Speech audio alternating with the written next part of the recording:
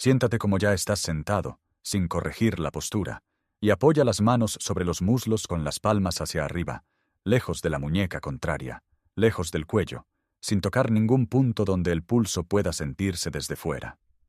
Cierra los ojos.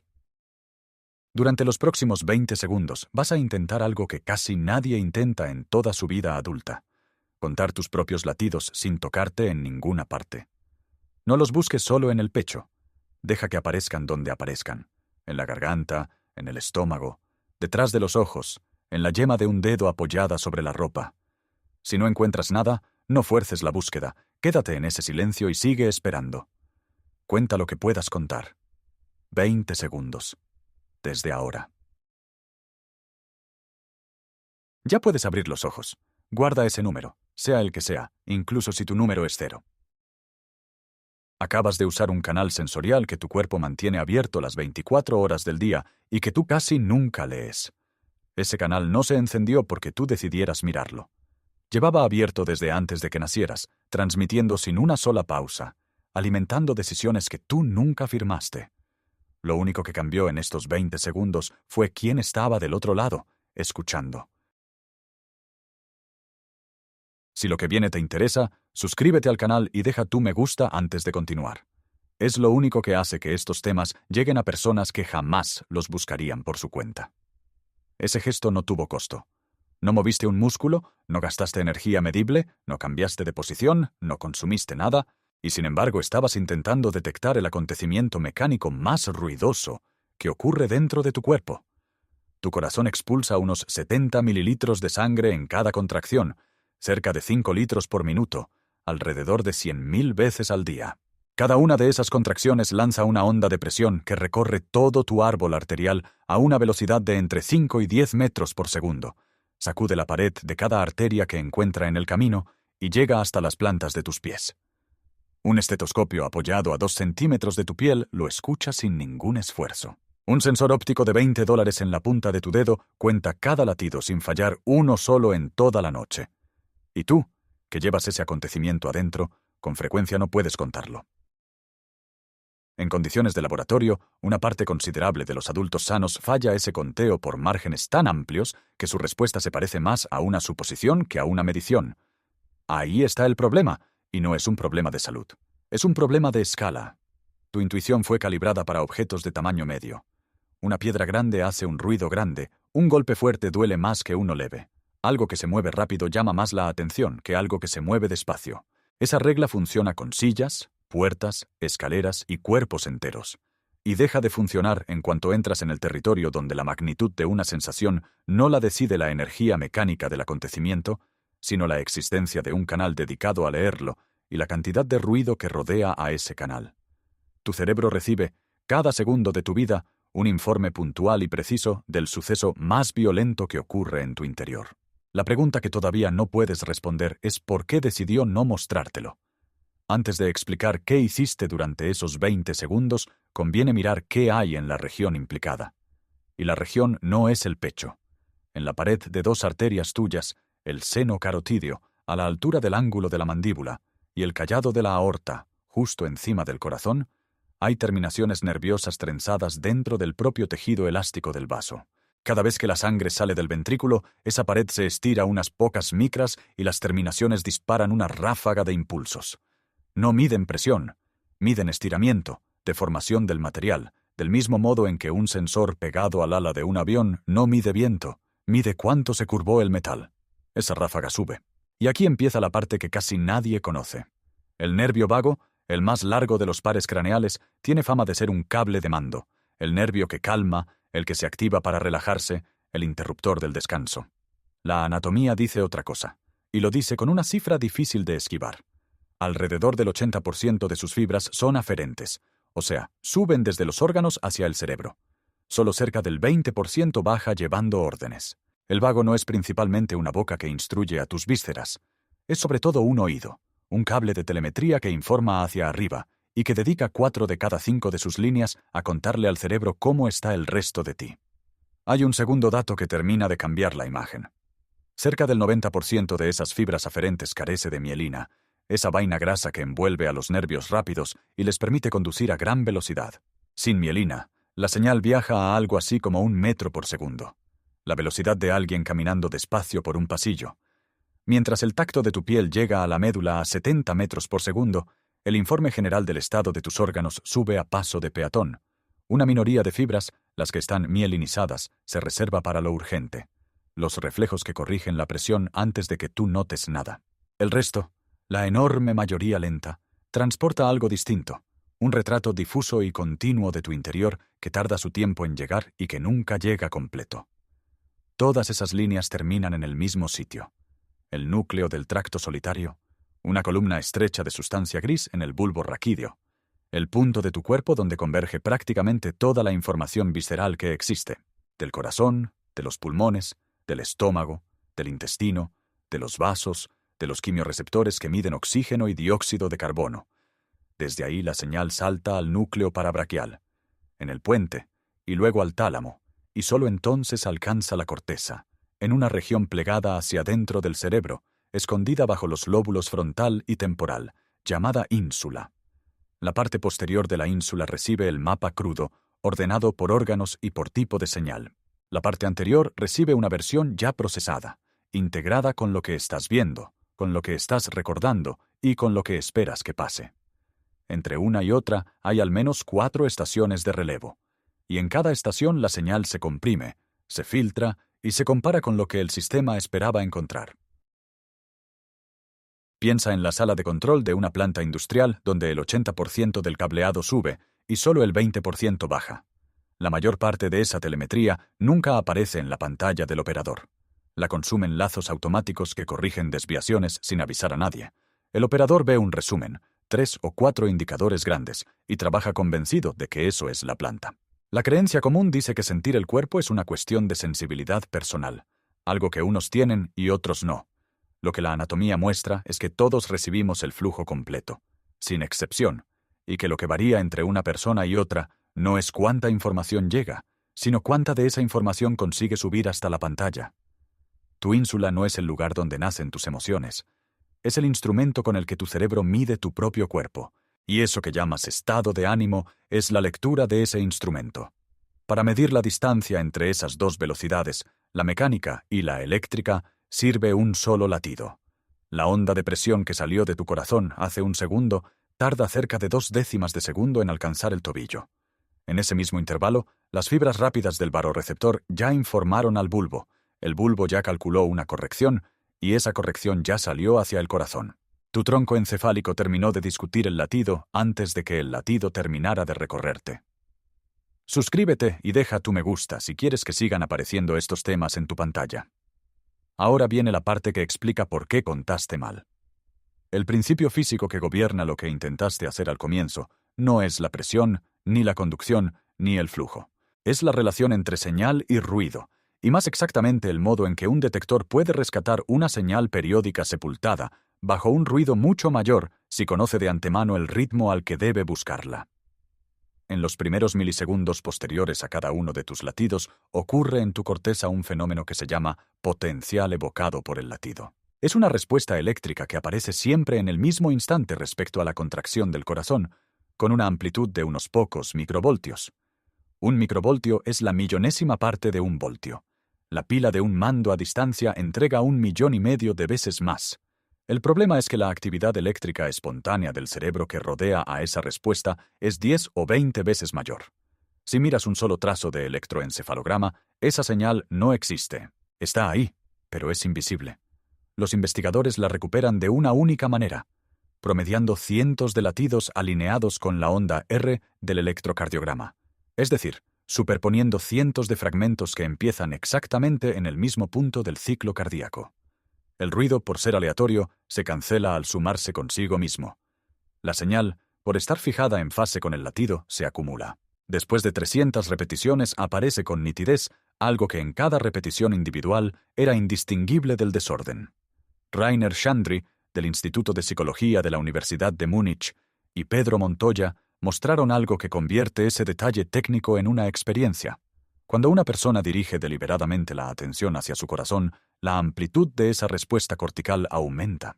La ráfaga que sube desde el barorreceptor no cambió. La pared arterial se estiró lo mismo. las fibras dispararon lo mismo. Lo que cambió está arriba, en el extremo receptor. La atención no es un botón de volumen sobre el sensor. Es un cambio en la estrategia de detección. La industria humana tardó mucho en llegar a esa misma idea y la cobra cara. El instrumento que hace exactamente esto se llama amplificador lock-in y funciona multiplicando la señal de entrada por una referencia que oscila a la frecuencia buscada, de modo que todo lo que no esté sincronizado con esa referencia se promedia hasta desaparecer. Los mejores modelos del mercado tienen una reserva dinámica de 120 decibelios. Pueden medir con exactitud una señal rodeada de un ruido 1.000.000 de veces mayor en amplitud. La técnica se desarrolló a mediados del siglo XX. Se comercializó desde una empresa fundada por el físico Robert Dicke, de la Universidad de Princeton. Y hoy un equipo de laboratorio de esa clase cuesta varios miles de dólares. Mide un canal a la vez, ocupa un espacio de sobremesa y necesita que alguien le entregue una referencia limpia desde fuera. Sin esa referencia externa, el aparato no puede hacer nada. Tu tronco encefálico ejecuta la misma operación sobre decenas de canales al mismo tiempo, sin instrumentación externa, y con una ventaja que ningún laboratorio puede replicar. No necesita que nadie le entregue la referencia, porque la referencia la genera el mismo sistema que está midiendo. El corazón que produce la señal produce también el reloj con el que se la busca. En los segundos y minutos siguientes, esa lectura empieza a modificar lo que crees estar viendo del mundo exterior.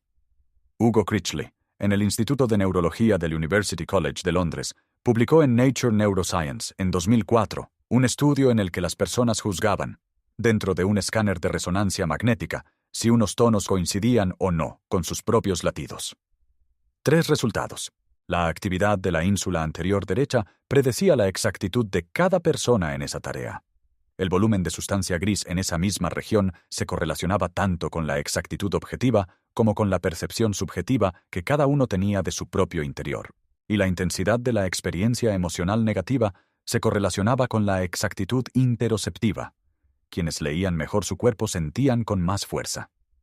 10 años después, Sarah Garfinkel y el propio Critchley, en la Brighton and Sussex Medical School de la Universidad de Sussex, publicaron en el Journal of Neuroscience un experimento aún más incómodo. Presentaron rostros de miedo y rostros neutros sincronizados con 2 momentos distintos del ciclo cardíaco. La sístole, cuando el ventrículo expulsa la sangre y los varorreceptores disparan su ráfaga, y la diástole, el intervalo entre latidos en que esos receptores permanecen callados. Los rostros de miedo presentados en sístole se detectaban con más facilidad, se puntuaban como más intensos y producían una respuesta mayor en la amígdala. El mismo rostro, la misma persona, la misma pantalla. La diferencia estaba en si la imagen llegaba a los ojos mientras el corazón hablaba o mientras el corazón callaba. La ventana de la sístole dura unas pocas décimas de segundo y se repite alrededor de 1 vez por segundo. Eso significa que tu evaluación del peligro en el mundo exterior está modulada, de forma continua, por un acontecimiento mecánico de tu pecho que tú no percibes. No es una metáfora sobre el corazón y las emociones. Es una modulación temporal medible, con una frecuencia que puedes contar.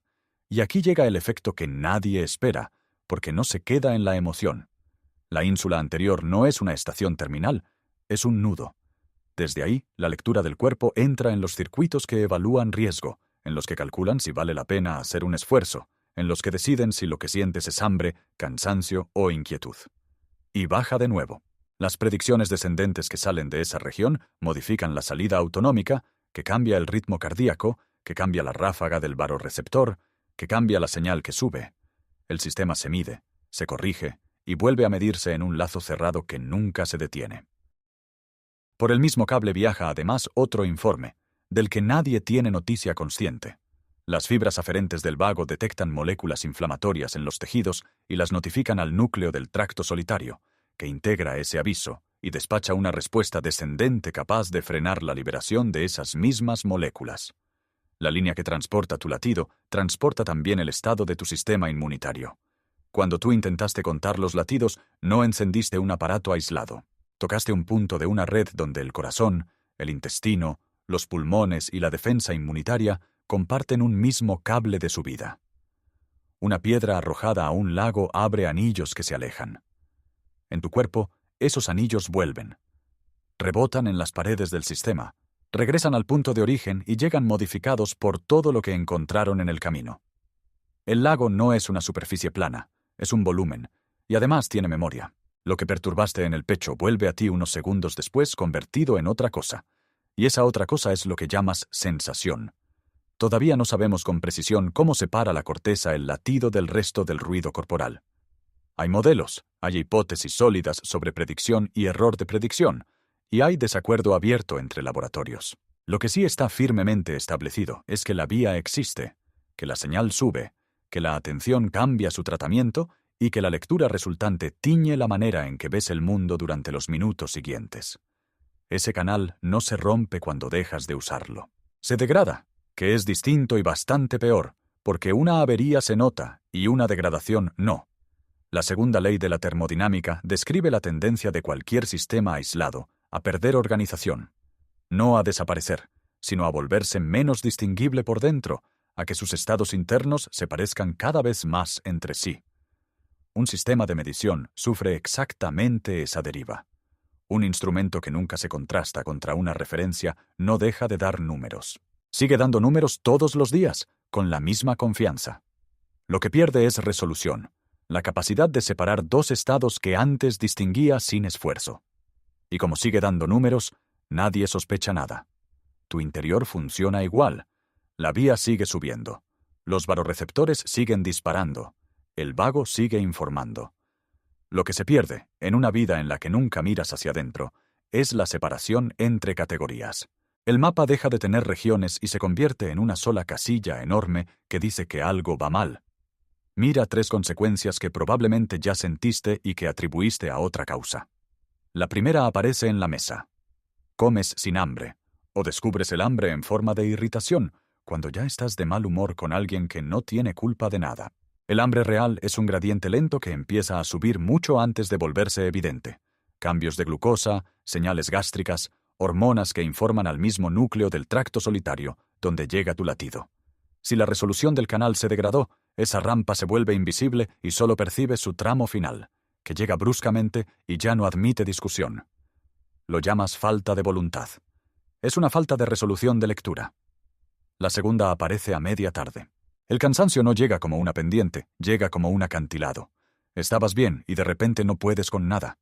El agotamiento fisiológico, sin embargo, se construye durante horas, con marcadores que suben de manera gradual y continua. Un cuerpo que se lee bien recibe avisos en los tramos intermedios. Un cuerpo cuyo canal perdió resolución recibe un único aviso, el último, cuando ya no queda margen para corregir. Lo atribuyes a que dormiste mal.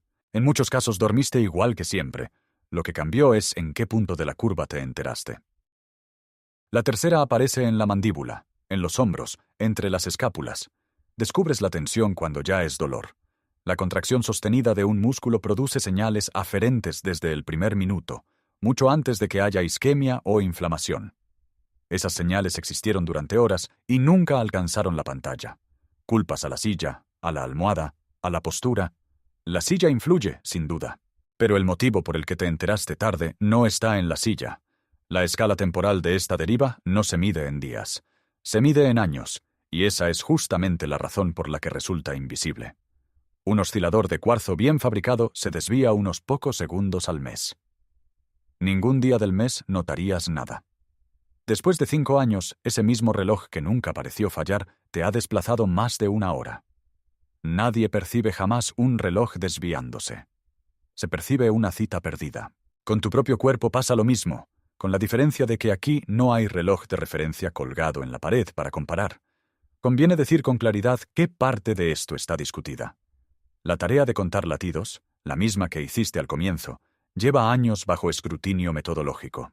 Christopher Ring y Jasper Brenner mostraron que contar latidos y detectarlos no son la misma capacidad, y varios trabajos posteriores encontraron que lo que una persona cree sobre su propia frecuencia cardíaca influye en el número que reporta.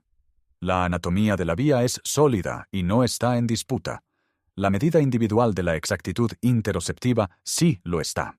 Que no exista todavía un instrumento perfecto para puntuarte no cambia el hecho de que el canal sube, ni el hecho de que su lectura llega a tus decisiones. La creencia común dice que tu estado de ánimo se explica por lo que te ocurrió durante el día. Lo que el mecanismo muestra es que buena parte de ese estado es la lectura que tu corteza hace de señales que ya venían subiendo desde tus órganos, y que cuando esa lectura pierde resolución, no dejas de sentir. Dejas de saber de dónde viene lo que sientes. Hay una parte de este sistema que sí puedes mover a voluntad, y no es el corazón. Cuando inspiras, tu diafragma baja y la presión dentro del tórax cae unos milímetros de mercurio por debajo de la atmosférica. Esa caída no es un detalle. Aumenta el retorno de sangre venosa hacia el corazón derecho. Modifica el volumen que el ventrículo expulsa en los latidos siguientes y, por lo tanto, cambia cuánto se estira la pared arterial en cada sístole. Como los varoreceptores miden estiramiento, la intensidad de su ráfaga cambia con la fase de tu respiración. Es el mismo motivo por el que tu frecuencia cardíaca sube ligeramente al inspirar y baja al expirar. Un fenómeno que cualquier electrocardiograma revela y que lleva un nombre técnico: arritmia sinusal respiratoria, para algo que en realidad es lo contrario de una arritmia. Es un cuerpo funcionando bien. Lo importante es la consecuencia física. Tu señal interoceptiva viaja modulada en amplitud por el campo de presión de tu propio tórax, y el diafragma es el único elemento de ese campo que responde a una orden voluntaria. No puedes ordenarle a tu corazón que lata más fuerte. Puedes bajar el diafragma. El mando de ganancia del canal que intentaste leer al principio no está en el pecho ni en la cabeza. Está en un músculo con forma de cúpula, debajo de tus pulmones, que obedece. La escala evolutiva pone lo demás en perspectiva. El núcleo del tracto solitario y el eje desensado visceral que lo rodea son estructuras compartidas con animales que se separaron de nuestra línea hace unos 500 millones de años. Un pez tiene esa maquinaria. La ínsula anterior, la parte que convierte esos datos en algo parecido a una sensación reconocible, es mucho más reciente, y su forma más elaborada aparece en primates. Contra esos 500 millones de años de medición interna continua, los 4 millones de años que llevan nuestros antepasados caminando erguidos son un episodio breve. Los 10.000 años de agricultura son un instante, y los poco más de 100 años que han pasado desde que un aparato de consultorio podía decirte tu propia presión arterial son un parpadeo. Hace apenas 15 años que un objeto de pulsera cuenta tus latidos mientras duermes y te entrega el resultado antes del desayuno. La modernidad no inventó la medición del cuerpo, la sacó de adentro y la puso afuera. Durante 500 millones de años, el único instrumento disponible para saber cómo estaba un organismo era el organismo mismo, y esa lectura ocurría sin que nadie tuviera que proponérselo, porque de ella dependía comer, huir, descansar o buscar refugio. Preguntarse cómo está el cuerpo no era una técnica de bienestar, era el estado por defecto de cualquier animal despierto. Lo que se removió en los últimos siglos no fue un lujo añadido, fue la línea de base. Escribe en los comentarios cuántos latidos contaste en esos 20 segundos del principio y cuántos crees que hubo en realidad. Los 2 números, no uno. La distancia entre ellos es la única medida casera que tienes de algo que a los laboratorios les cuesta miles de dólares estimar. Ahora, la instrucción concreta. La primera pregunta del día no es qué tienes que hacer, ni qué hora es, ni qué pasó en el mundo mientras dormías. Es cómo está el cuerpo que va a hacer todo eso, y se formula con la única sonda que no requiere aparatos. 60 segundos. Una vez al día, antes de la primera pantalla. Ese momento no es arbitrario. La corteza visual consume una porción enorme del ancho de banda cortical, y el canal que intentas leer es el más débil de todos los que compiten. Leerlo después de mirar el teléfono es intentar medir un microvoltio en medio de una tormenta eléctrica. Sentado, con la espalda apoyada, las manos lejos de la muñeca y del cuello. Los ojos cerrados. Cada una de esas condiciones tiene una justificación física antes que fisiológica.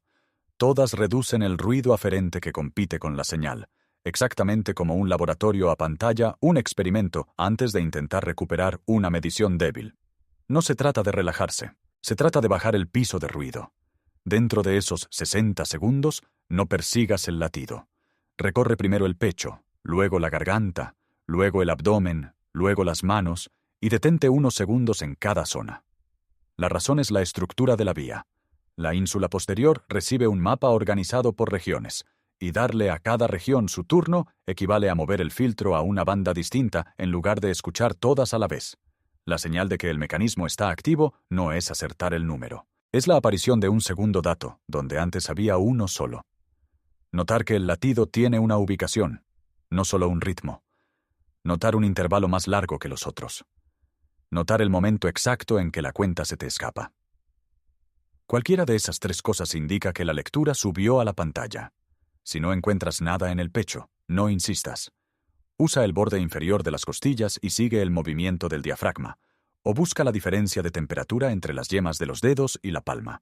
Son canales interoceptivos igual de legítimos y con menos ruido de fondo. Si tienes antecedentes de crisis de ansiedad o de pánico, evita el foco cardíaco por completo y quédate en la respiración. La evidencia sobre la sístole muestra que ese es precisamente el intervalo en que una señal de amenaza se amplifica, y no tiene sentido buscar la lectura justo donde el sistema la magnifica. Esto no sustituye ninguna orientación médica ni resuelve ninguna condición clínica. Es una lectura, no un tratamiento. 3 errores anulan el efecto. El primero es tomarte el pulso con los dedos, porque en ese instante cambias de canal por completo. Pasas de interocepción a tacto, de una vía lenta y sin mielina a una vía rápida y mielinizada. Y lo que mides ya no es tu interior, sino tu piel. El segundo es hacerlo en movimiento, porque cada paso genera aferencias propioceptivas que saturan la entrada. El tercero, el más frecuente, es intentar acertar. En el momento en que estimas el número a partir de lo que crees que debería ser tu frecuencia cardíaca, dejas de medir y empiezas a calcular. Y ninguna medición sobrevive a un observador que ya decidió el resultado. Durante siglos hemos construido instrumentos para mirar hacia afuera. Telescopios que alcanzan galaxias cuyo brillo salió antes de que existiera la Tierra, detectores capaces de registrar el paso de una partícula que atraviesa un planeta entero sin tocar nada, relojes atómicos que no se desvían un segundo en 100 millones de años. Cada uno de esos aparatos comparte una condición que rara vez se menciona fuera de un laboratorio. Ninguno sirve de nada si no se conoce el estado del propio instrumento. Un telescopio con la óptica deformada devuelve un universo deformado, y lo devuelve con toda la nitidez del mundo, sin ningún indicio de error. La primera medición de cualquier experimento serio nunca es la del objeto. Es la del aparato que va a mirarlo. Tú eres el aparato. Todo lo que sabrás hoy sobre el mundo, sobre las personas con las que hables, sobre lo que valga la pena y lo que no, va a atravesar un cuerpo que en este momento tiene un estado concreto y medible, con una presión, un ritmo, un nivel de glucosa, una carga de inflamación, una deuda de sueño. Ese estado no es un ruido que ensucia tu percepción, no es una interferencia que convendría eliminar para pensar con claridad. Es el marco de referencia desde el cual toda tu percepción se construye, del mismo modo que ninguna velocidad significa nada hasta que alguien dice respecto a qué se mide. La pregunta con la que empieza el día, entonces, no es una costumbre reflexiva ni un ejercicio de introspección. Es un procedimiento de calibración, tan concreto como el que hace un técnico antes de encender un equipo caro, y ocupa menos tiempo que buscar las llaves. 1 minuto de silencio con los ojos cerrados no te dice qué hacer con tu vida. Te dice desde dónde vas a estar mirándola. Ninguna medición del universo empieza en el universo. Empieza en un instrumento que averigua, primero, en qué estado se encuentra él mismo.